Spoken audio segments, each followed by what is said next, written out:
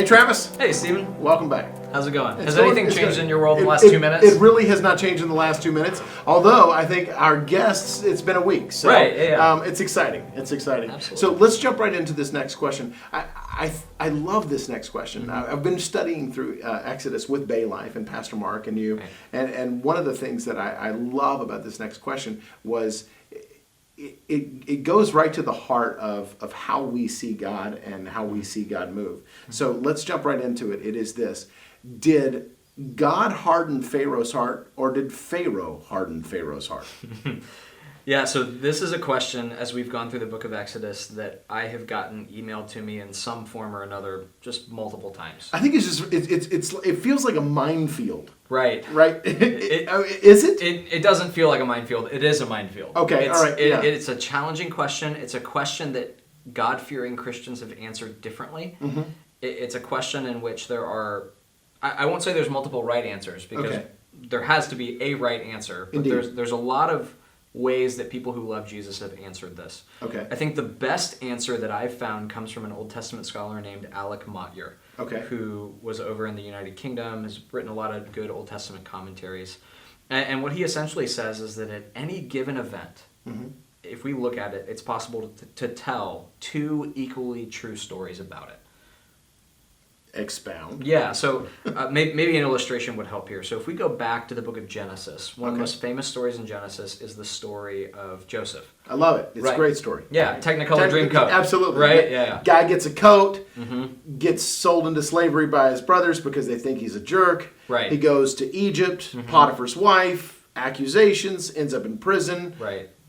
Ends up the head of Egypt. Yeah, absolutely. Yeah. Ends up vice president. Right. I mean, really? So when you get to the end of that story, when Joseph is reunited with his brothers, mm-hmm. and they realize that this is the younger brother we sold into slavery all these years ago, they're terrified that Joseph's going to kill them. And rightly so. Understandably so, because they've done something horrible. And Joseph says to them, I'm not going to kill you. What you meant for evil, God meant for good. And so in that single event, and in that single sentence, Joseph tells two stories about what happened to him. And both of them are equally true. Mm-hmm. It's the story of what Joseph's brothers intended to do by selling him into slavery, and what God was doing in his sovereignty in and through and beneath those events. Okay. So I think that kind of illustrates the fact that neither of these ways of telling the story are contradictory. Mm-hmm. And in the same way, we can look at other events and tell two equally true stories. So if you jump back into the book of Exodus, let's not touch Pharaoh's heart for a second. Okay. Let's just look at one of the plagues, like the plague of hail. Okay, absolutely. Right, so let's assume that we do a Back to the Future, mm-hmm. and we take a plane back over Egypt. We dial back 4 grand. 4,000 years. 4,000 years, okay. And you fly a plane through the clouds that are dropping hail on Egypt. What you will find is the water cycle doing what the water cycle does. Brilliant. That the water droplets are freezing in the atmosphere, and they're sort of cycling until they're heavy enough to fall. And so if you were to ask a scientist the question, where did the hail come from? The answer they would give would be the technical scientific... Climatology. Right, yeah. Right, absolutely. They would explain that.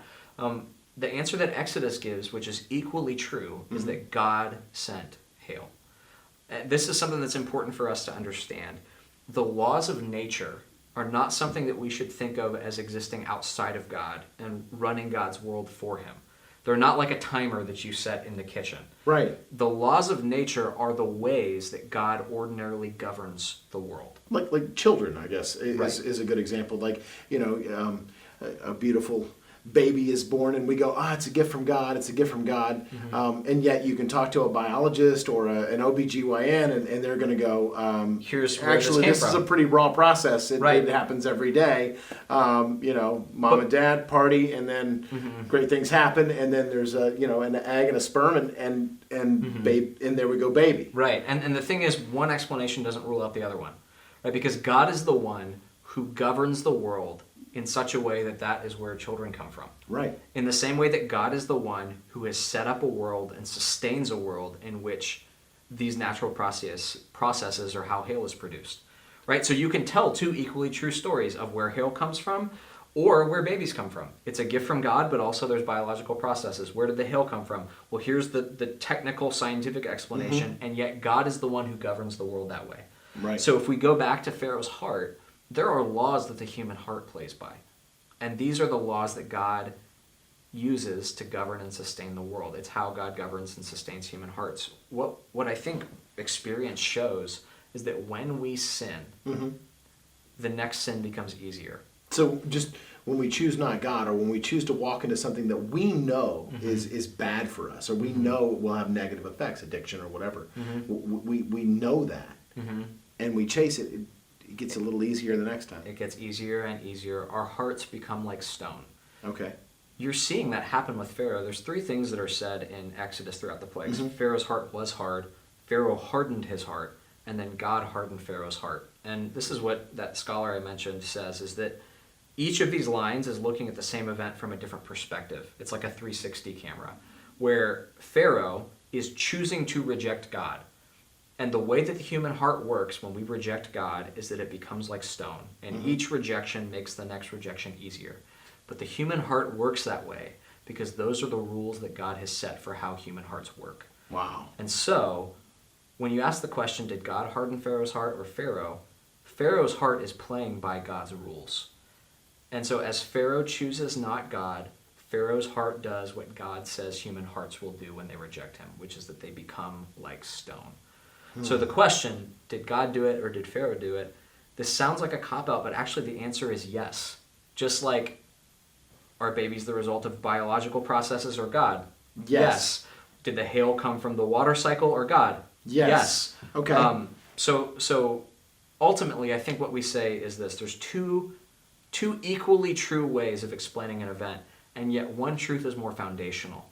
The ultimate and most foundational truth is that all things happen by God's sovereignty. And yet God's sovereignty doesn't obliterate our free will, but it operates under and through our free will. That is profound. I'd love to have something more profound to expound on, but I think that's the end of that question. Well done. I appreciate that. That actually helps shape how I see how all of the things that I have questions about are happening. There's two ways to tell a story, and there's one more foundational way to do it. Thanks for sharing.